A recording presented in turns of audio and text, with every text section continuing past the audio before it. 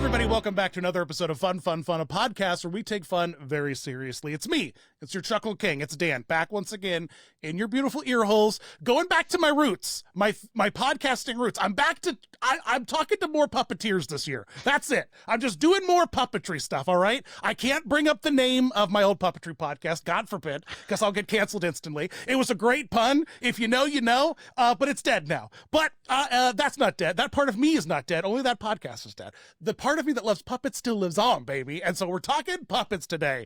With me is the podcast producer, Chuckle Wizard Extraordinaire, Nathan. Hello, Nathan. Good evening. You Daniel. are my puppet psychic. As previously noted, you are my scooter. So, yeah, let's be very clear on who does the puppet work around here. what does that mean?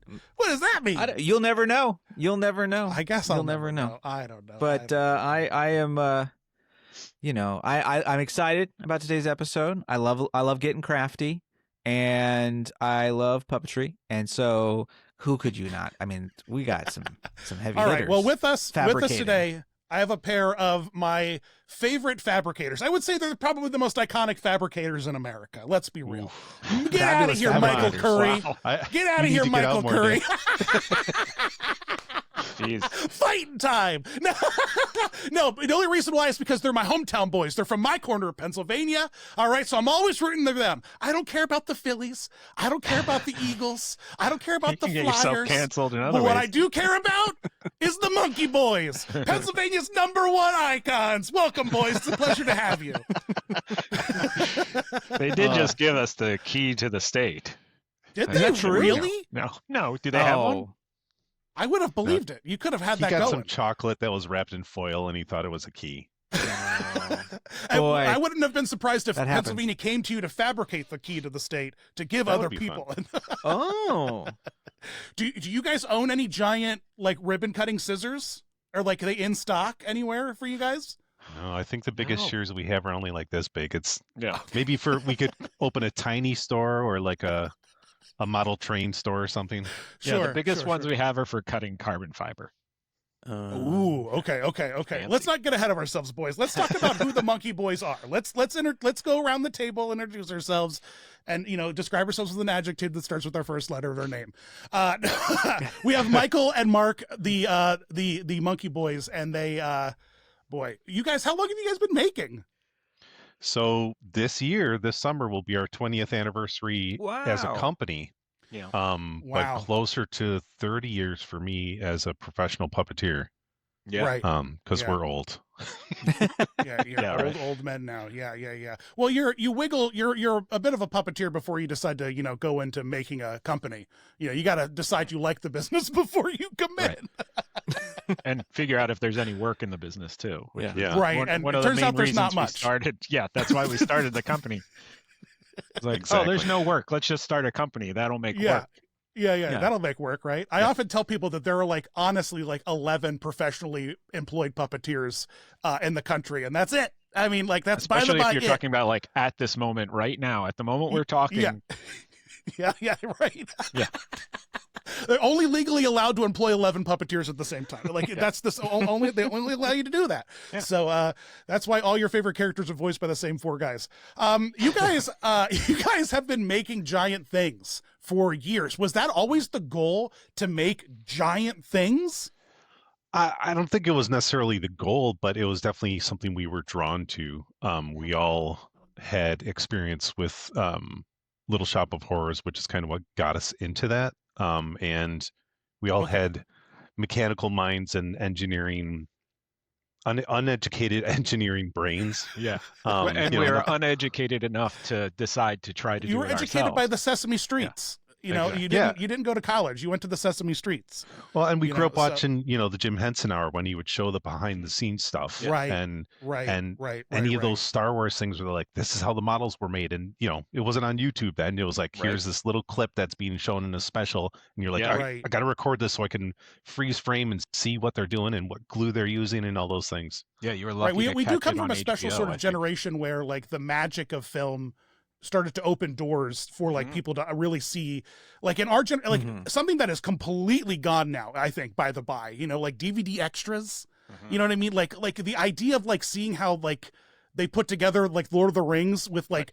25 additional hours of like, video footage on the extended DVD box sets that came with a statue of Gollum. All gone now. You know what I mean? All gone now. And so you as a kid, I too remember being utterly fascinated by that, like giant dragon that Jim had, and like just like when they would pan down, whenever they would pan down as puppeteers, and you would see the idiots wearing their headbands with their big mics. It's like it was always magical, wasn't it? It was always magical. Yeah.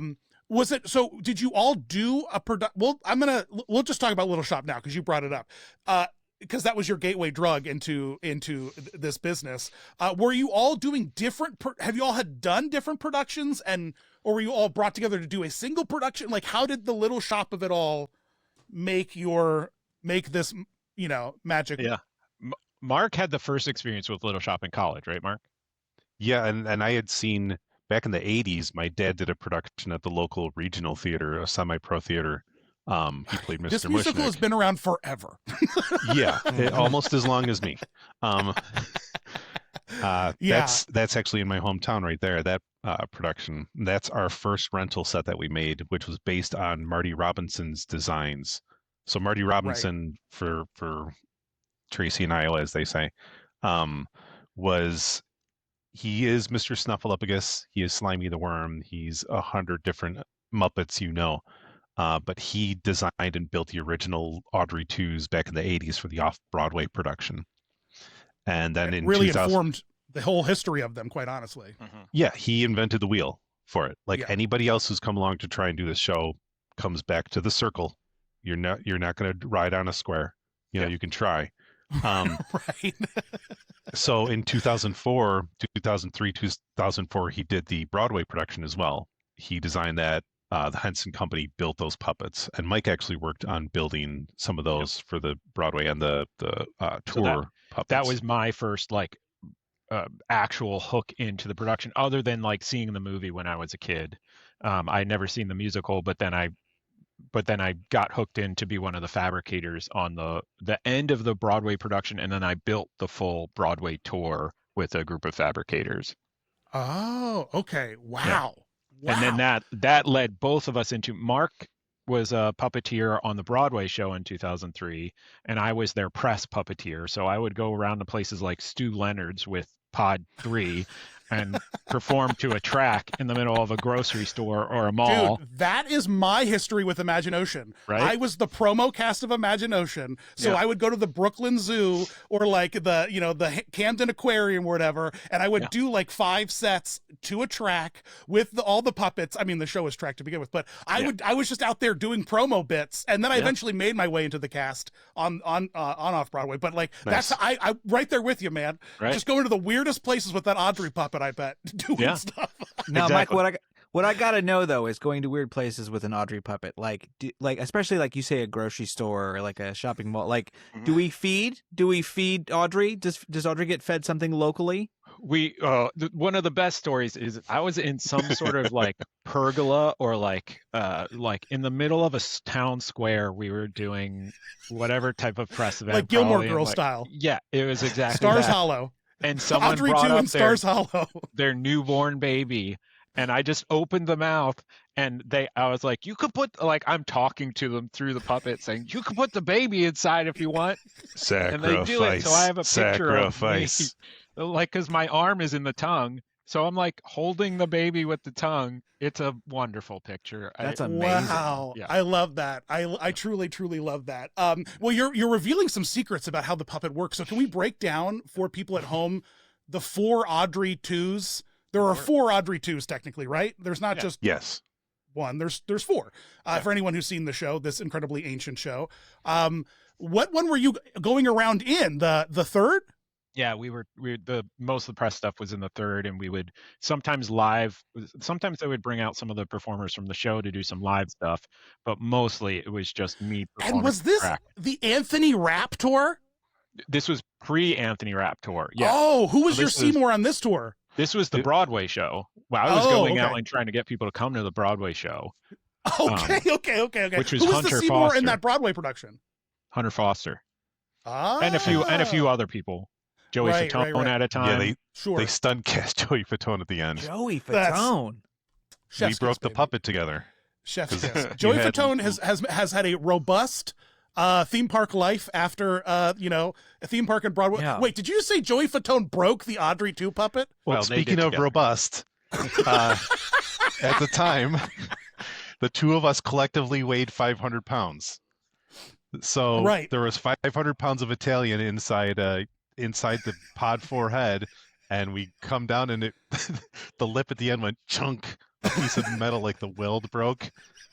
And we're on headset. I'm like, I think we have a problem. We need to come down. Because at the end, when we would eat Seymour, he would get in the mouth with us, and we would lift up and chomp him around, and Right. it was a roller right. coaster. That puppet, it was awesome. What? Because now you guys, I mean, it comes such full circle that the Little Shop of Horrors production that's in the city right now is your babies, your puppets, right? Yeah. Now you guys rent a set, and we just showed a couple photos, and including that's Audrey 3 that we were talking about. You rent those sets. Is the set that's on Broadway different than the sets that you rent? And if so, how? Yeah. So we have two sets actually that we rent. One aesthetically looks like the 04 Broadway show, Marty Robinson's designs. He very graciously years ago gave us his blessing. He was like, use my designs, my aesthetic man. designs. And then the second set that we rent is based on the off-Broadway ones, which were designed by Nicholas Mann, world famous puppet designer. He's designed for the Olympics and all sorts Sure. of theme parks. Really awesome guy. And he similarly gave us his blessing. We worked out an arrangement with him.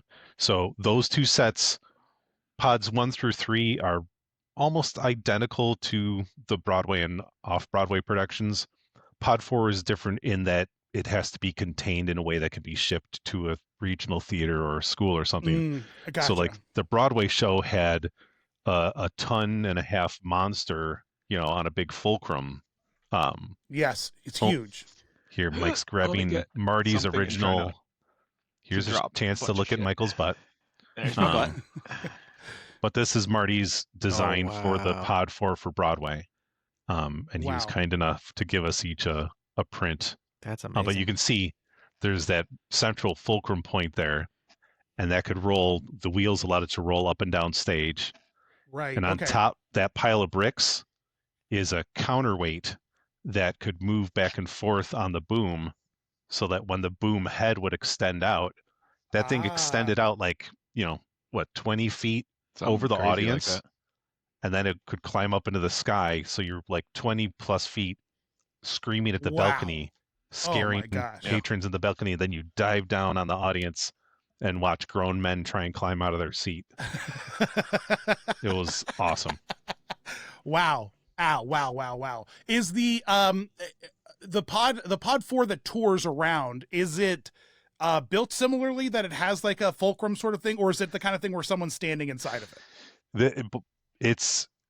It does have someone inside of it. Like that one had somebody standing inside of the head.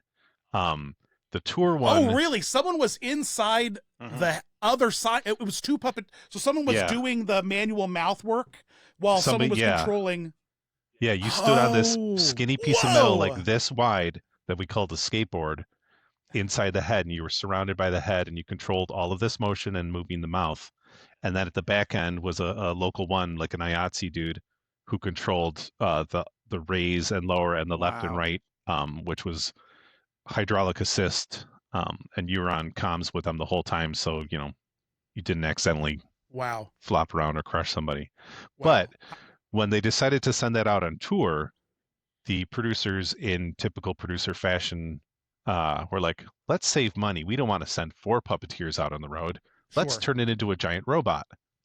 And they Ooh. tried to design a fully robotic Really? Audrey 2. I mean, it was still controlled by puppeteers off stage, like right, but it was a through robot paddles on and whatnot. stage. Yeah. And like I said, the Broadway one was about 1.5 tons all told, fulcrum, puppet, all of that. The tour one was like on a cherry picker. So like if this is the stage, like you would have, like cool. Yeah. a utility vehicle type of thing. And then the head was itself weighed 1 ton because of all the Oh weight, my gosh. which meant the boom arm weighed 5 ton. Wow. So the whole thing Bet is it could 6 handle Joey tons. Fatone, though. I bet it could handle Joey Fatone, no doubt. It could lift him. Like there was a great the great thing it did was like when Audrey would get eaten, it would pick her up like this up in the air, and you would see her legs just flopping around like this. It was awesome. Whoa, Monster that's cool. movie effect. Yeah. But the engineers and fabricators didn't communicate well, so there was no inertial dampening, which meant when the head would start talking like this, there was no place for a ton's worth of energy to go, and it would start shaking and eventually look like Katharine Hepburn on crack. And Oh, feed me, Whole Seymour. The whole set would vibrate. yeah, Whoa, That's really? crazy. it was crazy. And like they had literally inch thick plates of steel at the back of the head where it met the boom arm, so it could do this rotation point. And we were rehearsing with it, and I'm watching the inch thick plates of steel go wonk, wonk, wonk, wonk, wonk, and warp in real time. I'm like, hey, I'm not an engineer, but Yeah. I don't think this is supposed to happen. They're like, Oh my get out of here, goodness. puppet man. Yeah. No one listens to puppeteers. Who are Yeah. you? What The are next you? Who are day- you? It broke. Well, that'll happen. That'll happen. So my gosh, you guys are deeply ingrained in Little Shop lore. My Yeah, goodness, we've you're both deep in done it. the show well over 1,000 times each. Right. literally. So what did after doing all of those productions, what have you brought to your own versions of Audrey? What are your own touches to your Audrey 2 that Yeah. you're like, this is for you, puppeteers? So we've had our own, like we've had a few of our own versions of it, like, but we knew that we wanted, like, part of the reason Marty was like, there's not a really great set out there. I feel like you guys could do that. Let's make a really great set out there that all the local theaters and colleges and high schools could rent and have something professional. So the first one we made was a backpack based Pod 4.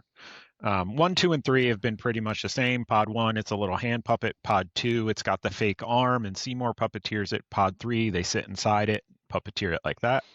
Pod 4 is the one that's kind of changed the most over the years. We first started by trying to do a backpack where you'd lift the whole thing up and kind of open and close the bottom jaw with your biceps.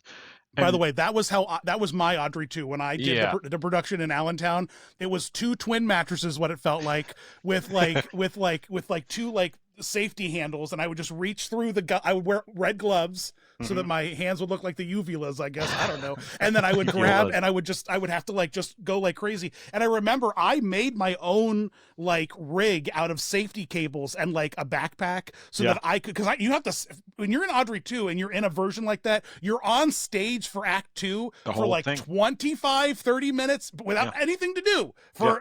You're sitting there for a while. So so I made a special backpack out of safety, like light equipment safety cables that I would wrap around me and then clip into like Spider-Man, the tongue, like the tongue grabs. So that I could just stand there and play like crosswords on my phone. Because I was like stuck in there, like completely still with no movement. Yeah. Man, oh man. So our first one Good was old a backpack. backpack. And it's still like it worked. It was a workout, just like all the other puppets in that scale that we've used. But the next challenge we wanted to solve was like, how do we make this so that more people can puppeteer it? So basically, what we had to do was get rid of the backpack and put basically a mast into the puppet. So now, instead of it being a backpack puppet that you can kind of walk around and do whatever, now it is integrated into the pallet below it. So the whole metal structure underneath is on dollies, is on casters, and that cantilevers up into the puppet itself, and it's on a gimbal that we call, so that you can stand inside the puppet on the pallet and manipulate the puppet, have it yaw and tilt and roll and open and close the mouth, more similar to the ones that we toured with. Interesting. So it's like a mini counterbalanced version, so that yeah, like a little scrawny 18-year-old high school kid could still potentially. Yeah, so they're not going to maybe be able to move it as quickly and as great. Taking work away from us, big, strong, brawny puppeteers, Michael. Thank you. Really appreciate it. As a big, tall, round, rotund, morbidly obese puppeteer, I already have a hard enough time finding work, and now you're just making all my jobs accessible for little twinks who want to be puppeteers. It's great. It's great, Michael. Thanks. Hey, it's all about accessibility, right? Too many people. Totally is. So I now like the ones that we rent now, the 2 sets that we have that technology in them, so that you can put the counterbalance weight on it. You're not lifting 100 pounds, you're just moving 100 pounds, kind of a thing. Right. And I'm honestly glad you brought up the fact, like, the licensing rights to like the original designs versus, because I have to ask, as Little Shop Audrey 2, what is your favorite version? What is your favorite, most unhinged version of an Audrey 2 that you've seen out there in the world? Because there have really been enjoying, so like, many. I've seen all those Reddits / Tumblrs of Yes. like bad Yeah, Audrey yeah. 2 puppets kind of a thing. And, there are plenty of them out there, which I don't like to put shade on them, because like they're usually just high school kids trying to make a puppet for the first time, and they have no idea what they're getting into. Usually. I don't mind. The whole, like, what Mark said is, like, you can't use a square, like, you have to remake the wheel. There's only one way the wheel's going to work. So there have been some like pitcher plant versions of it that seem okay, but they just miss. They're not as aggressive, and they're not as like poignant and focused. So there's lots of those things that the shape itself lends to it. But I'm actually a pretty big fan of the newer versions where they're doing a drag version of it. Like, yes. I'm like, thank you for bringing this up. If you don't want to build a puppet, do a drag version, because I think it's awesome. Yes, it is very awesome. It's the same thing as the dragon in Shrek. Yeah. It's like, if you can't afford to do the dragon by renting it or something, just do a drag version of it, because it still slams. It slams. Yeah. Man, I love a little drag Audrey 2. It's so funny. Although I have to say, nothing tickles me more than just like a guy standing in a pot, like wearing a green suit. That's what I'm kind of like. Yeah. I love him so much. I truly love him so much. I love him. But drag is a really great inventive way to kind of like kind of course correct. Yeah. All right. Let's not bury okay, sure, you're Audrey 2 legends, but the real thing that we need to be talking about is the fact that on your website, in your beautiful website, Monkey Boy Productions, monkeyboys.com, what is it? Productions.com. Monkey Boys Productions. Full you got to go company on. name. Yeah. You got to go click around, because there are 19 credits, 19 different pages of SNL skits that you guys have done props for, which is unhinged. Although the 19th page only had one video. So I'm saying 18 pages, and I clicked through all 18 to get the screenshot of the Sean Spicer podium. How is this just a game of being in the right place at the right time? Like, we made the joke a little bit, about how there are 11 working puppeteers and there's no work, so we decided to make a business because there was no work to begin with. Like, how do you find an opportunity like this? Right. As a entrepreneur. Coincidentally, Little Shop opened the door there. Oh, really? So our friend Rob McClure, who's become a Broadway star for good reason, was doing Honeymoon in Vegas with Tony Danza and oh my gosh, I remember this. I remember the set of that show. The actress who was the lead in that at the time was engaged to Bobby Moynihan. Yeah. Bobby Moynihan wrote a Little Shop of Horrors sketch when Scarlett Johansson hosted. And we got a call on Wednesday from their props department. Hey, we heard you have Little Shop puppets to rent. Can we rent them from you? They had literally come back from a rental on Monday. If they had called the week before, that door would have opened and closed. Wow. So Friday, Mike and I drive up. You mean to say you don't keep a third emergency set of Audrey 2s available in the basement? Boy, well, at this point, we only had one rental set, we only had one set at that was time. the only, it was pure luck in that respect.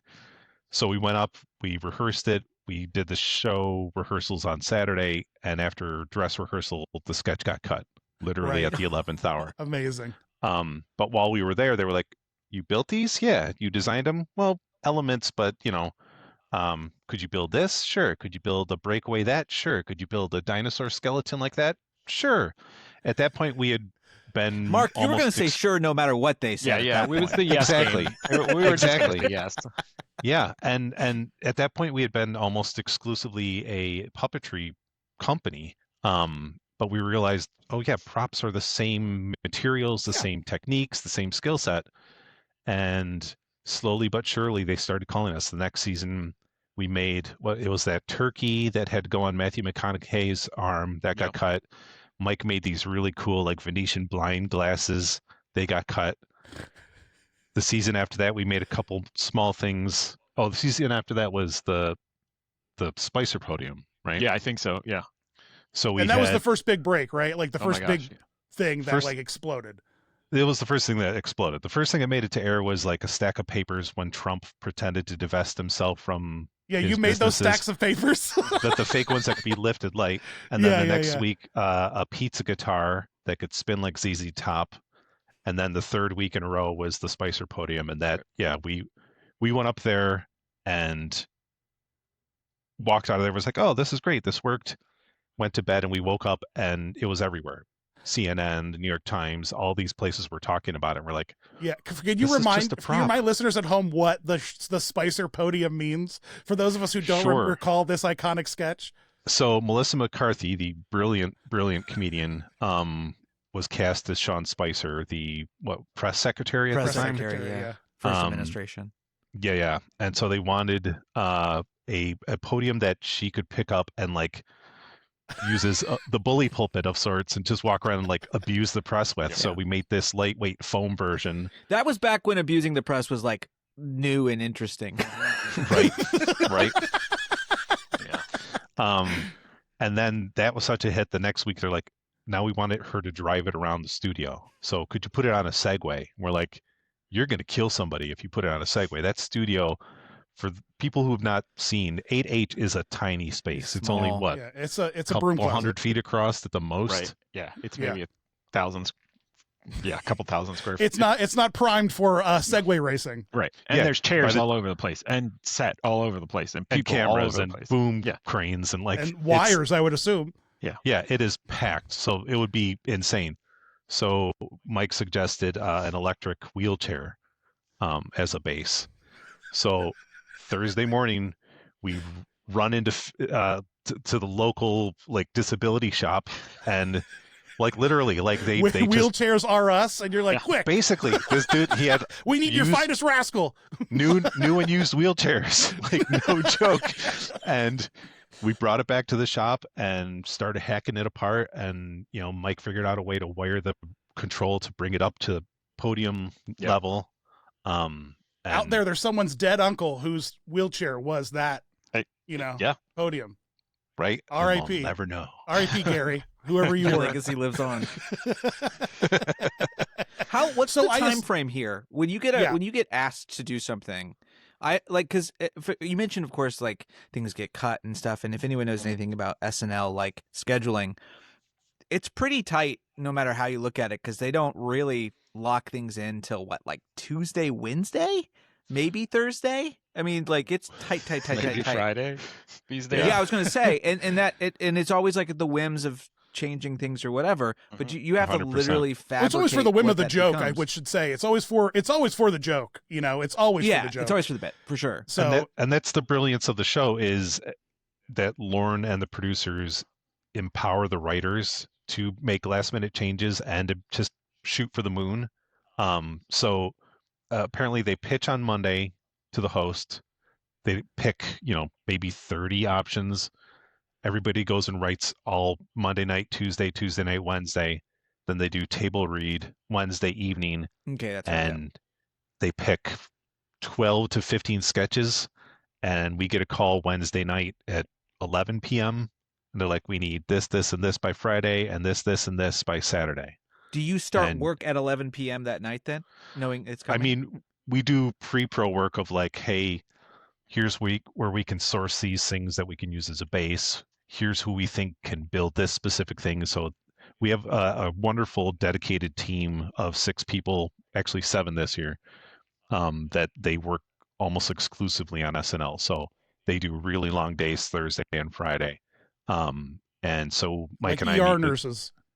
Yeah, they do they do 12 to sometimes 16-hour days, right in a row. But then they have long weekends to recuperate. Yeah, right. What's the largest thing that you've made last minute that didn't get used? The hand got used. A lot of the big stuff winds up making Parrot. it. There's a parrot Recently. that keeps getting cut. Parrot puppet. Yeah. You have a parrot puppet that keeps getting cut? Yeah, twice. Like now. they keep trying, there's a writer that keeps trying to shoehorn a parrot puppet into a sketch and it keeps getting cut. Yeah, it was supposed to be in the Tarzan sketch a couple weeks ago. And it made it through dress and then got cut. And That's so funny. Because I would assume what happens is you fabricate it, then Comcast owns it. NBC Universal owns that parrot. And so they're just like, it's sitting around. Like, do they just keep its stuff there then once you fabricate it? And then they can reuse it if they so choose? Okay. they have these giant warehouses. Yeah, I have think you? two of them. That's a question I've always wanted to know. Have you been to those giant prop warehouses they have? No, we want to. We're curious. To see. We I made it's a secret. went to once. I went to one once to Oh, for the- check on the podium to make Yeah, sure that's it was still operational when they were possibly going to use it for the 45th or something like that. They were going to use it for something and they needed it to just get checked on. Does it look like the Indiana Jones warehouse where everything's in crates, or I is was it gonna like say. everything in tarps, or like It's a little bit of what do both. A little combo Okay, of both. gotcha. Yeah. And Yeah. we actually made an Ark of the Covenant one time. And so we're like, can we make the crate for you? You know, we'll burn off the Mhm. swastika on the side so it looks like the end of the movie. And you just film somebody pushing this into the warehouse. Oh my god! That's Oh my that gosh, was a that'd be fun so build. funny. Yeah, that's amazing. That's really cool. I love the fact that I was just paging through and being like, oh my gosh, I forgot about that thing you guys made, and that thing you guys made, and that thing, and then there are so many that get cut. There are so many that get cut. You guys Yeah. make so much stuff that gets It's cut probably- on SNL. It's got, I don't know if it's half, but it feels probably close, pretty doesn't Pretty it? close. And I mean, It's we're close in to this digital 50%. age now where things like things do make their way onto YouTube Yeah. if they get cut, especially like digital shorts. There was like this weird like fleshy dog thing you just made. What was that one called? Mochi? What was it? No. Oh, you mean Pongo? Pongo. Mochi. Yeah. That Yeah, weird yeah. flesh dog thing. Right. The orange thing. Yeah. And that didn't get. Did that make it to air or did that get cut? That made it to air, Pongo. There was a thing that you guys built that Haley Jenkins puppeteered that got cut. Mochi. Mochi. That was a little Mochi. husky puppy. Yeah, the husky was- one. Oh my gosh. What a That good seemed to one. be it was a very what's the word I'm looking for? They bit off a big bite to try and make that happen in a day. Because the pre-tapes, you're building Thursday and then you start shooting Friday morning. They Oh, wrap right. and then they're editing and color correcting and ADR and all of the things Doing you need to everything, do, all the post work that normally people have weeks or months to do. They're trying to do in hours, up to the point where Right. like at dress rehearsal they'll show the pre-tape and it's often not done. Like you'll Mhm. see a stand-in for something or the computer effects look choppy or 8-bit. Yeah. And 'Cause that they're one editing all the way up to the deadline, I bet. literally, yeah. That's I have amazing. to ask about Beppo because Beppo is one of my favorite sketches. The sweet Maybe little monkey. maybe of all time. What was the fabrication for like what was the for those who don't know the sketch? Maybe explain that a little bit, and then like what it takes maybe differently when you know you're going to be doing something in for a digital short opposed to doing it live. If that changes your process as well. I wouldn't say the process changes too much. It's Timeline's just cut in half. yeah, because it's always that balance of what can get done, last through at least 3 or 4 versions Runs. of it. Yeah. But also now look good on 4K TV. It's not like the old days where you could get away with like having big stitches or just glue dropping out. People aren't going to see it. Now it's so Yeah. high def that people are like, "What's that there? What's that thing?" Yeah. But Beppo, like Michael has a degree in computer-aided design, amongst other things. Mhm.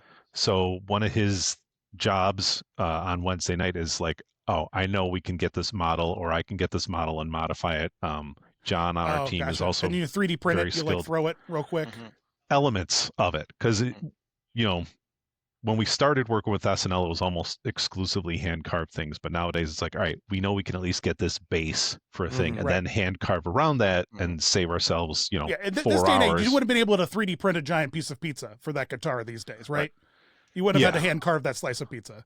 We probably still would have, though, for functionality. It depends. Sure. But the amount of files that are out there now, and I mean, heck, there's like crazy software now that can just make a 3D file of anything you want. It's absolutely insane. It's just absolutely insane. Yeah. But you're still against the clock with how long it takes to print things. Right. It still takes hours and hours. Right. And so if it takes 12 hours, you still got to paint and finish and coat Assemble. and all of the those other things. stuff. That's such a good Integrate. point too. Wow. And get Wow, it I up didn't to even New think about York that. 2 hours away. We lose Right. 2 hours. And then you drive know. it that way too. Sure. Mhm. That's why you need drones. So you guys, can you guys explain to me what exactly it is making a dance safe suitcase for the Music Man, for Harold Hill? What does it mean when Music Man comes to you and says, hey, we're dancing like crazy with these suitcases and we keep giving dancers concussions? What? And boys, it's important to me. It's important to me because I played Harold Hill in high school. So this Yeah, is nice. You this can see is by the glasses. I had to swing he still has about. the same pair of glasses he wore in that high school production. Yeah, I got bruises still on my shins. Yeah. What had happened to poor Hugh Jackman's shins that they had to call you? Right. Yeah, they basically just asked us to make a few different versions. They're like, we want a real one that can open, we want a one that he can stand on, and we want one that he can swing around. So we basically had to make like 3 or 4 different versions of the exact same thing.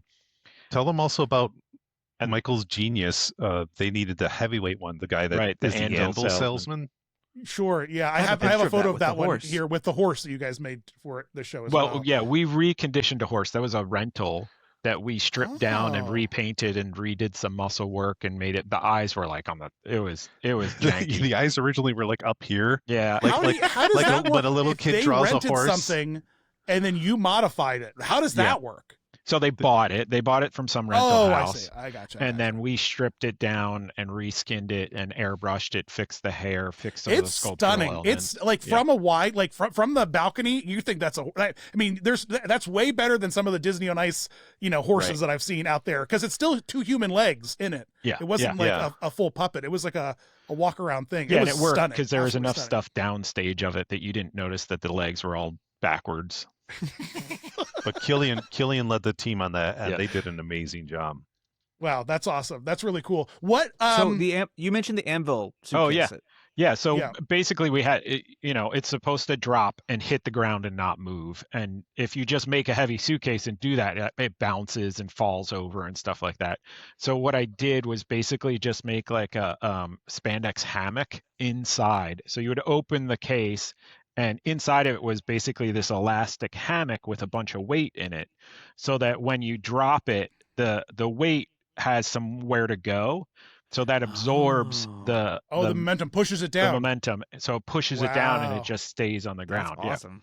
But it's got to be just the right Balance. amount of tension too, so Yep. you're not like springing it back up.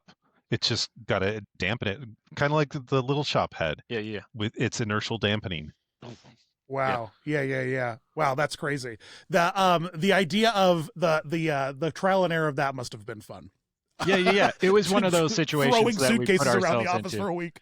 I mean, we're always putting ourselves into these situations where we're like, yeah, we can do that. And then we start and we make a heavy suitcase and drop it, it bounces all over the place. I was like, well, that's not going to work. So what can we do? Maybe if I try this. Like, it's just, Right. it's a bunch of trial and error, and hopefully you have enough time in your project to do all the trial and error that it's needed. I can't even imagine. As someone who's built a lot of theater props, that's one that would have baffled me for a long time. I can't even imagine. Yeah. Now, and behind Mark, he's already kind of teasing it here. You guys have stuck your fingers in some of the most iconic puppets of all times, in my opinion. Media puppets, Mystery Science Theater 3000. Yeah. You guys dabbled on these guys for the live show and the Netflix show, right? Not even dabbled. I would say innovated. Oh, I would say innovated because Oh, yeah, 'cause you made 'em this blink. GPC is fully new, as well as the Blinking on Crow, which are both new innovations. Oh, did you make completely. GPC? No, I don't. Did you guys make GPC? We made a different version for scale. Yeah. They wanted her to be able to GPC not 2. be the massive the have- massive baby You have something seat. about doing puppets that are twos. I've just suddenly realized. So Audrey's and GPCs. And... The sequel. Yeah. They made you made a lightweight version of her. A smaller Smaller for version. the tour, so she could Oh, travel, okay. and again, you're not manipulating this Okay, yeah, the gigantic tour version of GPC head. is adorable, guys. I didn't know you guys built that. Yeah. That's super cute. Yeah. I love Which is that also which is now show canon because it was Emily's GPC the whole time she was on the simulator. And she's great. Oh, really? We yeah. When did they make that show canon? Season 13. Yeah. Yeah. What I appreciate about you guys and the GPC you built is how it is very much still, even though it's tiny, you still managed to make it a big old flashlight glued to the top of 2 pieces of plastic. It is remarkably perfect. I love those things. What is your favorite random prop that has been used to make a Mystery Science Theater item? Because we know that none of the puppets for Mystery Science Theater began as anything remotely close as puppets. Right. Yeah. I'm a big fan of the monorail like train-esque servo skirt. On servo skirt, yeah, all those like streamlined. They remind me of Disney World. Disney World monorails along a skirt. I mean, I really am partial to Crow's, lacrosse face mask and bowling pin. I mean, that is iconic. I love it. And every time is that your own baby that you made, Mark, back there? No, this is one from when we worked with them. They sent us a batch because we were modifying them both for the show and for the tour. So we had parts, and this I think was a prototype for the eye blink mechanism, which Dylan How did that helped to come develop about? I'm really curious about. I mean, that's something that is you wouldn't think of as being. I don't know. I wouldn't call it necessary, but when it started happening, it was like, oh, that makes a lot of like it just makes sense for the character as well. It adds extra emotion to a character that's fairly static. What was that process like? I think Joel just came to us and was like, hey, this is something we want to add for this season, this effect, so he can have different reactions. We met Joel, oddly enough, at Dragon Con. Yeah. We were down there with another show we work on, Welcome to Anadonia, and happened to be in the room next to MST3K, and one of the locals came over and was like, hey, their puppets are breaking. They need help fixing them. And they had sold us. They're like, the guys next door work on SNL. They can fix stuff fast. Yeah. So we went over and then you guys both them. show each other your driver's license and find out you live in the same town. Because that's the other fun thing is that Monkey Boys and Mystery Science Theater were in the same town for a long time. I don't know if with Shout owning it if it's in Philly anymore, but it's back in Minneapolis now. But oh, gotcha. Yeah, but I mean, the other coincidence was you guys were neighbors, Mr. Rogers style, and he's like, come give me a hand, please. Come give me a hand. I have some screenshots because I really enjoyed the Skin of Our Teeth. The Skin of Our Teeth is such a fun play. Just in talking about shows, a nuclear family that constantly experiences the end of the world, but survives by the skin of their teeth is it's a very funny concept. And you guys built some huge dinos for the Skin of Our Teeth. But on the site, you have this image of how you sculpt heads, which I wanted to kind of show and talk about for a minute. What am I looking at here for people who want to figure out how to make a 3D thing like a puppet head, but it's got to be made out of something flat? What is this that I'm seeing here? So as some fabricators know, there are many ways to sculpt a head and enlarge something and make a hollow shape, but this is one of the many ways, one of our most tried and true ways that we are going to make something. You can't beat this way. It's very analog, and it really is just solid. There's some math involved, so that can get confusing for some, but we've figured it out. And this is just a small sculpture. It's probably about this big, that is covered in masking tape. And then you draw all these lines on it with hash marks. Now, that's probably the hardest part, because what you're doing is you're kind of drawing cut lines, where what you're going to do is you're going to cut along those lines and peel the masking tape off to kind of make yourself a flat pattern.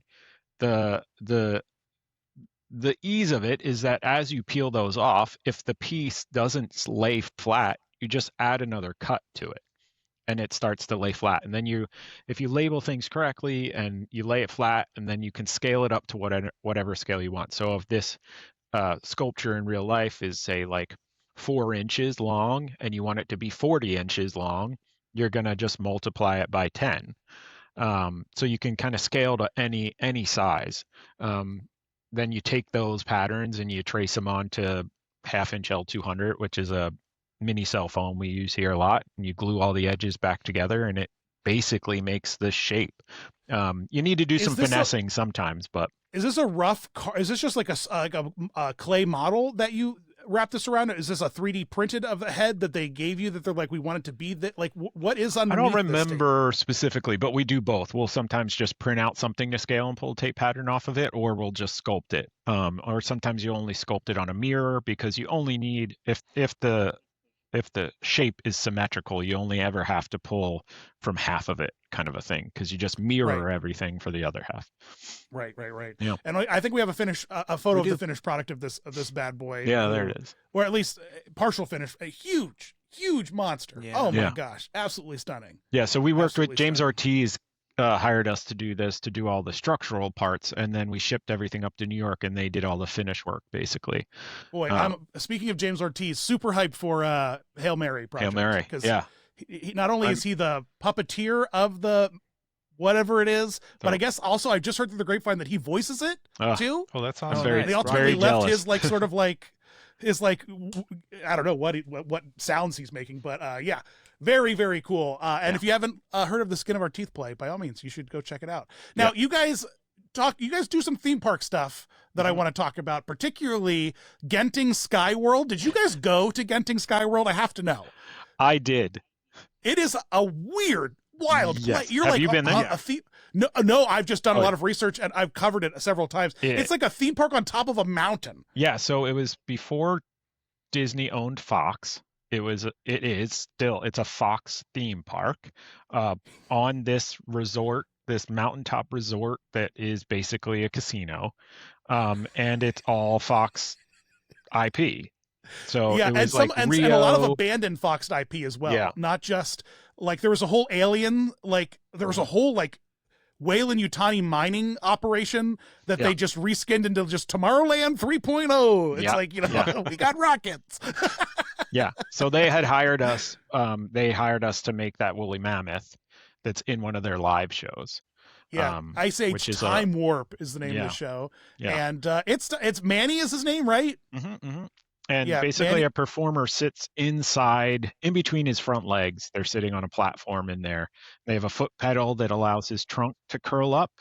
They have controls to move the head movement, and they have another bike brake in the controls to make the eyebrows move.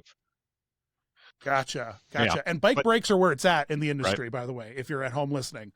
If you watched our Muppet episode, we talked about it with Fraggle Rock Live and talking about how they articulate. But since the early days, since the 70s when Muppets were live on tour in Sesame Street, it's been just a good old fashioned bike brake inside making magic happen. Man, God bless those bike brakes. And one of the great things about that project was that we were able to use some of our inspired knowledge of the Walking with Dinosaurs show. I was lucky enough to puppeteer on the Walking with Dinosaurs and the How to Train Your Dragon tours, and they do this. Creature Technologies does this great thing where when the puppet is pushed or driven downstage, the walk cycle is automatic.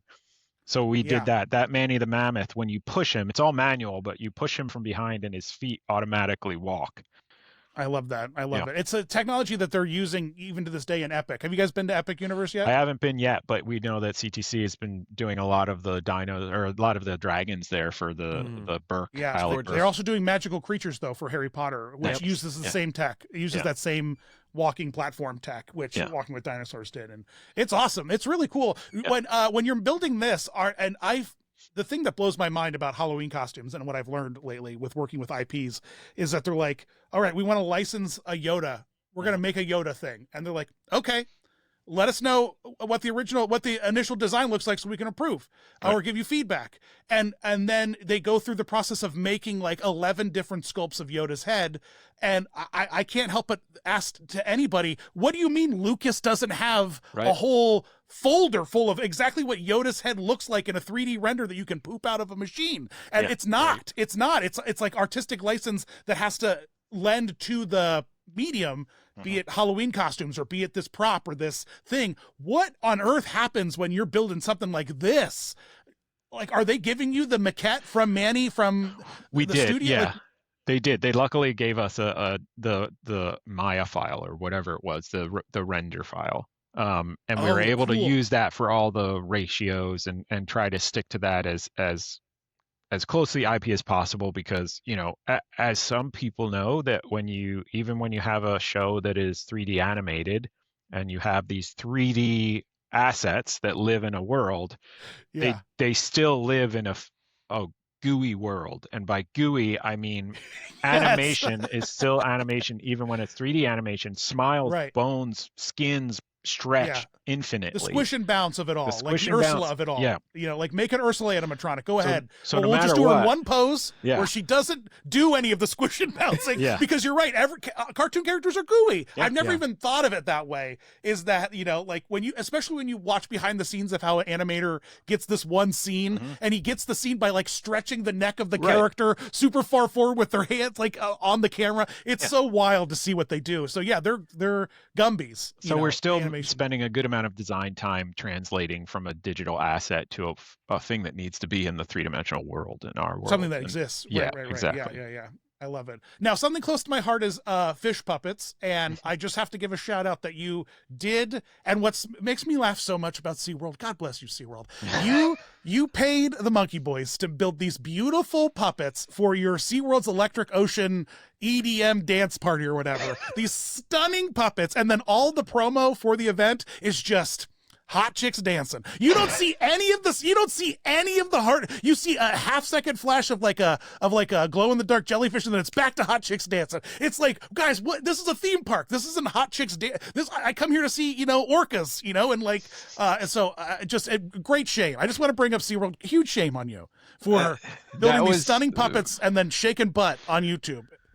Yeah. They often bite off more than they can chew, I feel like, and we like SeaWorld? making them. No. Yeah, No, we no. like They learned that making from their- they learned that from the orcas, I believe. It was but, our first one of the delve things- into UV, lots of UV light puppet from your. I love a UV stuff. light puppet show. Yeah. I love a UV light Imagine puppet show. Ocean. It's how I got into the biz. It's how I got Right. my foot in the door and then immediately left. Yeah. You guys also did stuff for Sesame Place, and which makes sense, right? That you're Because they're here too. neighbors. They're neighbors. I can't believe that you haven't built half the park at this point. But Elmo's musical was like a thing that happened. You might have forgotten because, you know, a little thing happened to Elmo right around the time Elmo the musical happened. But you guys made the curtain, which is one of my favorite characters. Yeah, Velvet. Because the red curtain of every musical is one of my favorite characters, and Sesame Street made it. What how do you make it upside down? What happened? Yeah. How Dan, does that explain maybe what it is. puppets? Well, Velvet is she's a curtain swag. she's like- swag of curtain.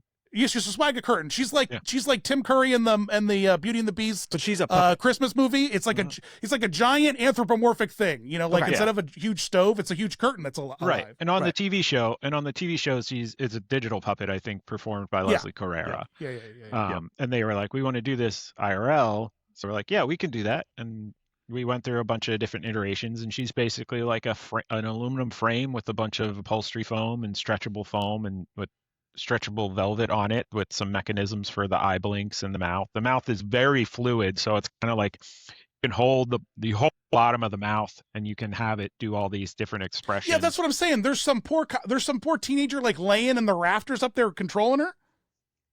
Wow. Yeah, they're standing on a ladder right behind her, basically. Yeah. OSHA Like a loves that mechanism. puppet. It's their favorite Gosh, puppet. that was one of our that was early on. That was a long time ago. Was it?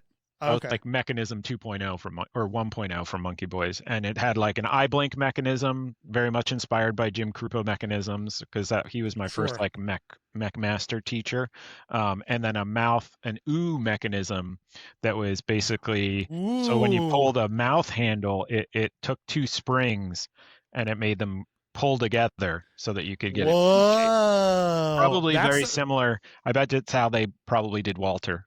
Walter. That's what I was gonna Can say. I- Walter. Yeah, the Walter I ask- whistling Walter was a big thing at the moment. Yeah. How'd they do that?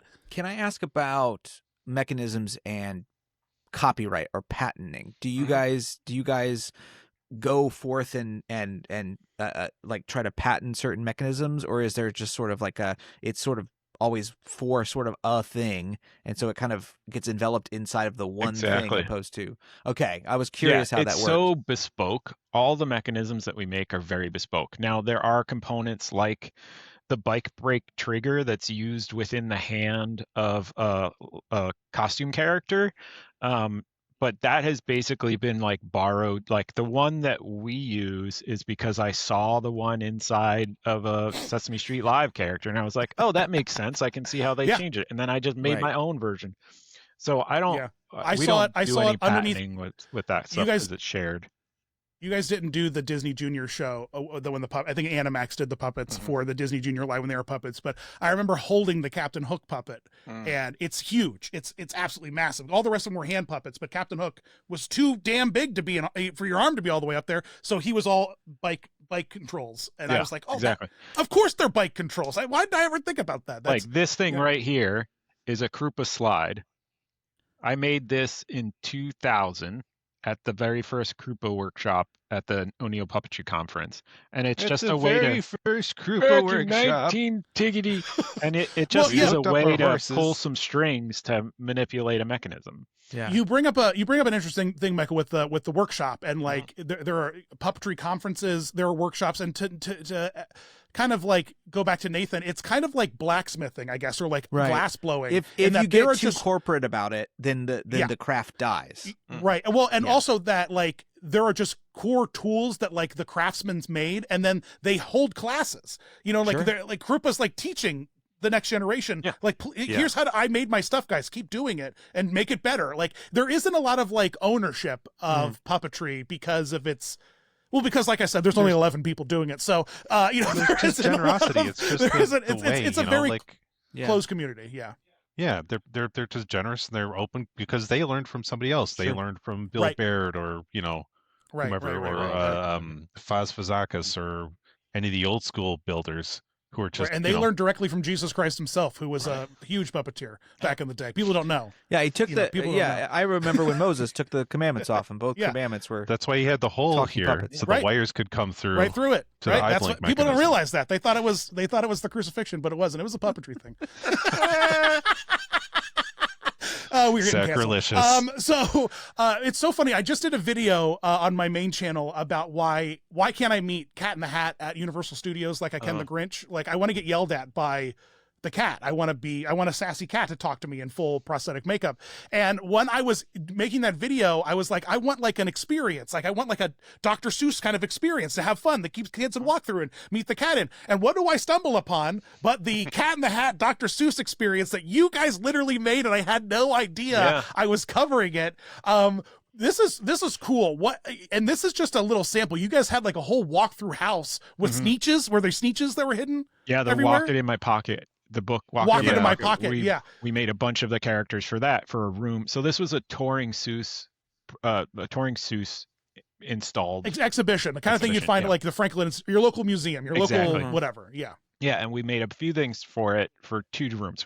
For this room, we made the Cat in the Hat, and there was a puppeteer underneath that voiced him, and you were it was able. someone puppeteering it Yeah. live. So it was like that thing that we all love, where it's like the puppeteer can see through cameras the guests and can interact with them and talk to them. So it had eye That's blinks cool. and mouth movement, head movement. It had this whole like cable-driven gimbal with an open-closed mouth, and it was balancing on that ball on a gimbal and everything like that. It was really Was it really on a great. rod or was it hanging like a marionette? On a rod. The arms are hanging on motors that we're just cycling this. Like lifting it up. Yeah. 6'7". Yeah, 6.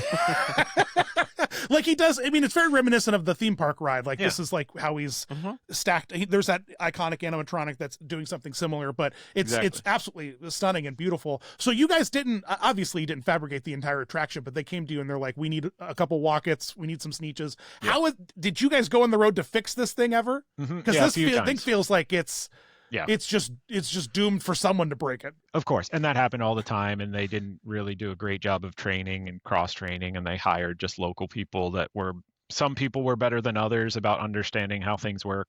So there were a few times we went out to like either reinstall or retrain or something like that. They came back to us a few times for refurbishment, all that. Nice. I love it. I absolutely love it. I thought it was so cool. It really tickled my heart. Now I have to know, as fabricators, is your time in theme parks and in immersive entertainment less enjoyed now because you're like, I know that material. Oh yeah, that's L200. Oh yeah, that's I wonder how they glued that. Oh, I wonder. I'll tell you in a week. It's, I notice it whether it's in a theme park or watching something on TV, I know when I'm really enjoying a story if I suspend my disbelief and I suspend my uh Nitpicking, um your awareness. nitpicking. Yeah, You're because just your creator awareness, Like like just the critiquing. awareness of your craft. You Right. know, you're and just going like, oh, this took somebody so long to glue this together or to carve this or to, whatever. Even VFX, like they did all this, they put all this time into this and then they skimped on this part, like, or they put all of this work into making these beautiful practical items and didn't spend any money on writing a good show. you know like shots that fired always from kills Mark. me. Jeez, Louise. Well, man, I mean, writing is the key. Yep. We make our living off of building and performing, but if you don't have good writing, it's garbage. Like Yeah. you can appreciate it, but like we love Andor. Mhm. Andor, the writing on that is so good, and that could have been done just with like paper mache and cardboard, and I still would have loved it because the writing was so good. right. But then you add on top of that amazing practical effects, amazing acting, amazing camera work. Like it is, everything on the production level is great. So, but yeah, like it's hard not to nitpick when you know how the sausage is made. And I love it Sure. just from I'm constantly learning or trying to learn new things, and when I see something that I know has been a challenge for us, I'm like, how the heck did they do that? And luckily I can probably find out from people. I'm usually texting performer friends to be like, who built this thing or that thing that's at and I'm usually finding out, which gives me like a little bit of a lead into like, oh, okay, yeah, that's what they did. Oh, I see. That's one of those Sure. that's one of those walking robot things. Oh my gosh, I love those walking robot things. Right. Like those, like the Pandora man, like the guy that had a Pandora. Remember Yeah. that? Remember him? Oh yeah, yeah. So good with the fake legs. Yep. So good. The mecha So suit. what? I guess like at the end of our conversation here, what do you think is missing from what do the Monkey Boys want from theme parks and immersive entertainment? Since you guys are making so much iconic stuff, what do you guys want? I love it when the guests can straight interact with puppets, and I think the guests love it too. They do. Yeah. They 100% do. I There's can something confirm. really great about a show with puppets in it. That's really wonderful. But like when they can actually get up close next to them and stuff like that, whether it's a meet and greet style or just a walk around, kind of like we did not make him, but Kevin, who's in Animal Kingdom, that's really wonderful. Stunning. Yeah. Absolutely stunning meet and greet. Just one of the coolest sort of like fabricated like sort of things. But then even like, the Hulk, like they're working on fabricating things now. It's not just Right. a matter of making a costume. They're trying to, and even most recently, like I think Michael Curry did them on the cruise ship, like Moana and Hercules, the Titan. Like we are doing some crazy stuff with fabrication, but it is so inaccessible to guests, which is so interesting that Kevin is the most accessible thing I think that we have. So how do you do more like that? Yeah. Yeah. And where do you get more characters that are? I mean, you obviously need more characters and stuff, but it's so great. And Defunctland just made a whole video on living characters in Disney's I'm halfway through watching it. Yeah. It's wild, isn't it? It took me a week. I don't know if you've gotten to this point yet. It took me a week to convince Kevin that there was a man inside of Nemo driving that Nemo for parade float around. It took me a week to convince him that there was a dude in there. He'd be like, how does this work? He'd be like, there's a dude there. He'd be like, nah, there's no way. I'd be like, yeah, man, there is. And I would send him like go-kart frames. Yeah. Like it'd be like, look how low and to the ground and small these frames are that you can drive. Of course there's a guy in there. What do you mean? It took, and now. If the cheapest approach is a guy, it's always a guy to start with. Yeah, it's always a guy. Yeah. I just found out, Lucky the dinosaur, that walking dinosaur that they had at Animal Kingdom. Yeah. They would pull the There cart. was a guy in that. In the cart, right? Yeah, there was a guy in that. Yeah. They were like, oh, we need huge batteries and huge processors to make this work. No, you needed space for a guy. There was a guy in there. Oh, man. Fired me up. It really fired me up. I don't know what to say.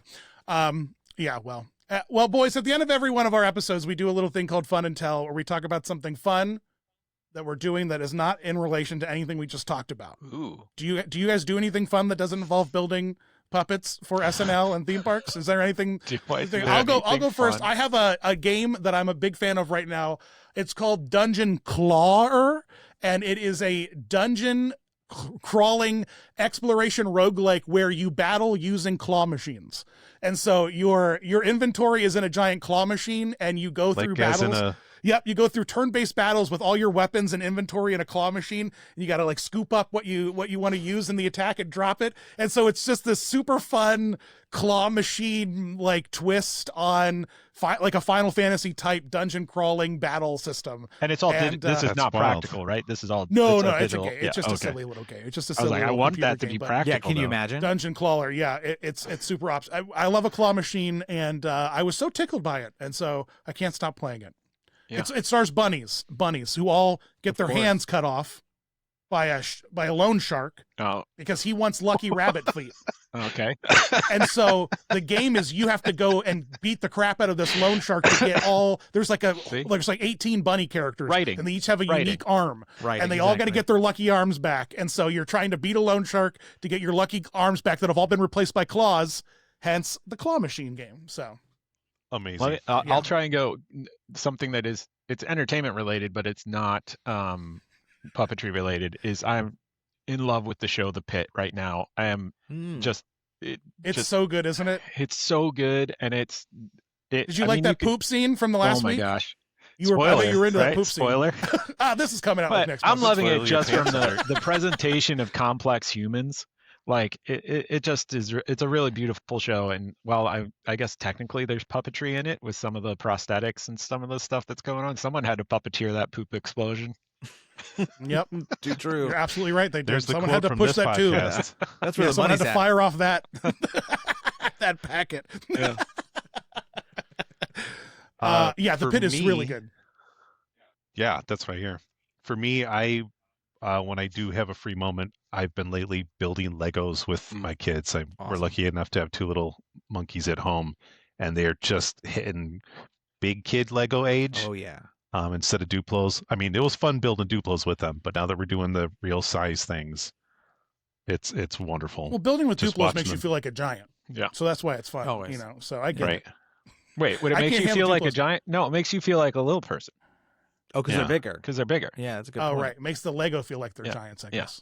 Yeah. Yeah. I guess Duplo But is theoretically compatible with old Lego, Yeah. with adult Lego. You know that? Yeah, apparently they're all. It is, yeah. Yeah. Yeah. How do you like that? But it's such a blast. I mean, because back in my day growing up, you just had like primary colored random blocks. You didn't have things that were built, no. or No. designed. And now it's like, I have an Audrey 2 one. I have I built the Orca from Jaws, Yeah, I have that which was set. like, Yeah. it's such So a good. it's amazing. It's amazing. What's I, the current set? That's I being want to built? know what's the big set that's on its way. Right now, Caius and I are working on the Audrey 2 set, but I got for my birthday the Krusty Burger set Oh, okay. Oh, from The nice. Simpsons. 'cause Oh I'm man, a so many big good Simpsons licensed, fan. so many good licensed sets with Lego these days. It's out of control. It's out of amazing. control. Dan, Tickles although- all of the nostalgia. oh yeah. They have sets that are like $1,000 plus now, and it's just getting Yeah, out of it's hand. crazy. It's getting out of hand, Like the guys. Death I keep Star. looking at Like the the- Titanic one. I really want Yeah. it, but I have no idea where I would put that thing. No. So The bottom of the ocean. Or did God you put see it. the SNL sketch where they used one of those? That's Did right. that get cut for time? I don't know. I think I've There was heard a it. sketch. I remember something. Maybe they put it online. I don't remember. Where the joke was, somebody was a Lego builder, and at the end he comes out with the Titanic Lego set, and it drops and it shatters. And this is impractical on so many levels. Yeah. How would you do it getting twice? on First. building it 3 times, because you do Oh yeah. run through midday, you do dress rehearsal, then you do live, and then picking up thousands of tiny little Brutal. pieces so that they're not catching And into also, the I just want to cameras. say it's already been done. Conan did it with Harrison Ford and yeah, years Jordan ago. with the Millennium Falcon. So it's been done. SNL, Nice. move on. Think of new things to hire Mark and Mike to build. Jesus, There's just These not two enough men time to can't build build a it. Lego You can't. overnight. That's Yeah, You you can't can. build Yeah. it. It's I matter how think for many my monkeys. fun, Dan, we recently lost Catherine O'Hara to this world, which is a brutal thing to have to live in a world without Catherine O'Hara. Right. But my wife has always loved Schitt's Creek, and I watched a little bit of it, and I had that sort of like first season thing where you watch like 3 or 4 episodes, and you're like, this is great, and then like there's a shiny thing, and you kind of go off somewhere, and then you forget that you were watching it.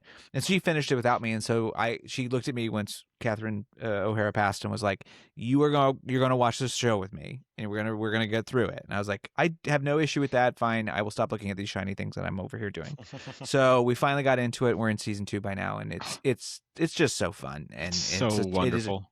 a really good show, and it is Never truly watched. getting better as Gotta we watch take a it. peek. So Oh, Gotta you check it haven't? out. Oh, it's her at her She's a peak. genius. Like the whole cast. It's just oh yeah. so Yeah, Again, takes a little such a- bit. It's got some of that first Yep. season sort of like Her kinda- character- It's not as her character really jumps and gets into such a wonderful point in the second season when she really Yeah. locks it in. It's yeah. That's awesome. All And right. you guys heard that how much she brought to that part. Like she was like, I want her to have wigs. I want her to have an amorphous accent. I want her like she really helped to flesh that out and turn it into the genius part that it I heard is. Jared Leto also came up with the triangle data disc for a Tron 3. So Oh, is you that know, true? actors bringing stuff to their roles, man.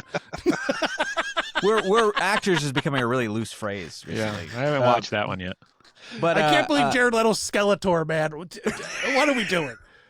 How did Hey, man. Jared Leto become Hatbox Ghost and Skeletor? How did that happen? I guess it's the Right. same character. Let's be real. Yeah, it is. That's what Ooh. he was doing when he was lost. When was he? being Wait, Skeletor. there's lore. a new Haunted Mansion movie coming out. No, the Well, old there was. I mean, he was the Hatbox Ghost in the Jamie Lee in the Curtis, recent one. Danny Oh, DeVito okay. one. Oh, Yeah, okay. he was It's, Hatbox Ghost. not in the it. first one no one watched. The second one no one watched. Not the Muppet one. No, No, not the one. that Fozzie is- Bear was the Hatbox Ghost in that Yeah. one. Yes, Yeah. true. Let's get it all together, boys. Right. Well, thanks guys for coming on. Thanks for having us. Yeah. You guys are on social medias. Which one do you do the most? Yeah, Instagram I would say is probably our prime posting it for. And if you're not following Puppet and like movie and film fabrication social medias, Yeah. you are missing out on just the joy of life. Yeah. You truly are. I don't know what else to say. Like, it's just the best stuff to follow and watch and see what happens, you know? So I'm really proud of you guys. You guys just are kicking butt Oh, thanks. nonstop. Thank you, dude. So thanks for representing Pennsylvania and putting it to Michael Curry for me personally. I appreciate it. I've never met Michael personally, but I've met Jeff, and he's a great guy. So, hey, they keep the work going, we keep the work going. It's a group effort. Let's all Sure. stay. James just likes Ortiz, to he can fight, keep calling so- you. He Yeah. can keep giving you calls. He's Michael wonderful. Curry, move to Pennsylvania. Maybe we'll talk, Michael. All right. But until then, baby, it's Monkey Boys all the way for me. You guys are a blast. I really appreciate you guys chatting with me. Thank you. Thank We you. appreciate Thanks you for having us on. Yeah. You guys are. This you was a guys lot are of fun. Some of my favorite people ever. Wait, did you say what the Monkey Boys at was? At Monkey Boys, is that Monkey it? Boys Prod, I think it is for Instagram. At Monkey Boys Prod. Productions. You got to remember Yeah. the productions. Monkeyboysproductions.com. Yeah. You got to go to the website and click around. It's Yeah, great. we're on all 19 yeah, pages. Instagram and Facebook. We're not on the X that I know of. That's I'm okay, about nobody to leave is. it, so it's fine. Yeah, I mean, only sad people that have 5 accounts that talk to Yeah. themselves are on X, so Right. it's fine. Yeah, it's fine. You don't have to feel bad about that. Okay, good. Well, this was a blast, and now the podcast is over. So.